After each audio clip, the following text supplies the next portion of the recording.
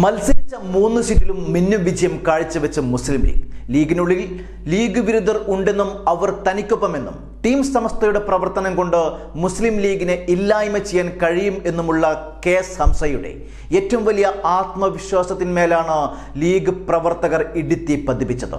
ഇതോടെ ഒരു കാര്യം വ്യക്തം: ലീഗിനുള്ളിൽ ലീഗ് വിരുദ്ധർ എന്ന ഒരു വിഭാഗം ഇല്ല എന്നും ടീം സമസ്ത എന്ന് പറയുന്ന ചില സമസ്തയിലെ ലീഗ് വിരുദ്ധർക്ക് ലീഗിനെതിരെ ഒരു ചെറുവിരൽ പോലും അനക്കുവാൻ കഴിയില്ല എന്നുമുള്ളത് യാഥാർത്ഥ്യം. ലോക്സഭാ തിരഞ്ഞെടുപ്പിൽ മത്സരിച്ച 3 സീറ്റിലും മിന്നും വിജയമാണ് മുസ്ലിം ലീഗ് കാഴ്ചവെച്ചത്. ചരിത്രത്തിലെ തന്നെ ഏറ്റവും വലിയ ഭൂരിപക്ഷത്തിലാണ് ലീഗ് സ്ഥാനാർത്ഥികൾ വിജയിച്ചത്. സമസ്തയിലെ ചില ലീഗ് വിരുദ്ധർക്ക് കനത്ത തിരിച്ചടിയാണിത്. മുസ്ലിം ലീഗിനെ പരാജയപ്പെടുത്തണമെന്ന ക്യാമ്പയിനുമായി ടീം സമസ്ത എന്ന ഒരു വിഭാഗം രംഗത്തിറങ്ങിയിരുന്നു. സമസ്തയിലെ ലീഗ് വിരുദ്ധർ പൊന്നാനിയിലും മലപ്പുറത്തും ലീഗ് സ്ഥാനാർത്ഥികളെ തോൽപ്പിക്കുന്നതിനു വേണ്ടി നല്ല രീതിയിൽ ഒളിപ്പോര് നടത്തി. ഈ ഒളിപ്പോരുകളെല്ലാം പലപ്പോഴും പരസ്യമായി പുറത്തുവരികയും ചെയ്തു. പൊന്നാനിയിലെങ്കിലും ഭൂരിപക്ഷം കുറയ്ക്കാമെന്ന് ഈ വിഭാഗം കരുതിയിരുന്നു. എന്നാൽ ചരിത്രത്തിൽ ഏറ്റവും വലിയ ഭൂരിപക്ഷമാണ് രണ്ടിടത്തും ലഭിച്ചത്. പാർട്ടി സ്ഥാനാർത്ഥികളെ പരാജയപ്പെടുത്തുവാൻ ടീം സമസ്ത എന്ന പേരിൽ വന്ന ഇത്തരം ഒളിപ്പോരാളികളെ പാർട്ടി പ്രവർത്തകർ തിരിച്ചറിഞ്ഞ് തൊടുത്തുവിട്ട ഹമ്പ് അതേ ആവനാഴിയിലേക്ക് തന്നെ തിരിച്ചയക്കുകയാണ് ലീഗ് പ്രവർത്തകരും UDF-ഉം ചെയ്തത്.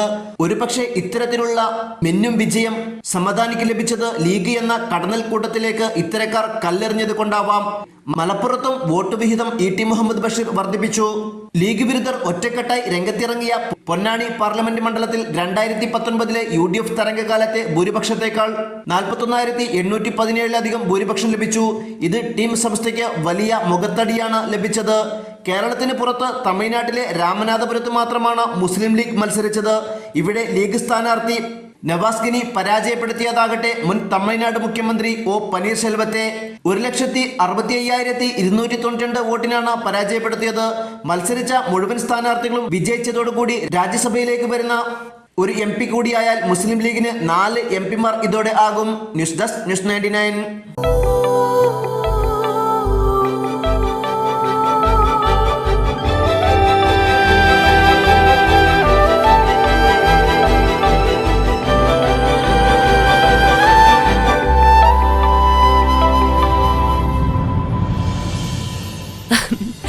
ഓരോ മുഹൂർത്തങ്ങൾക്കും അതിൻ്റെതായ സന്തോഷങ്ങളുണ്ട്.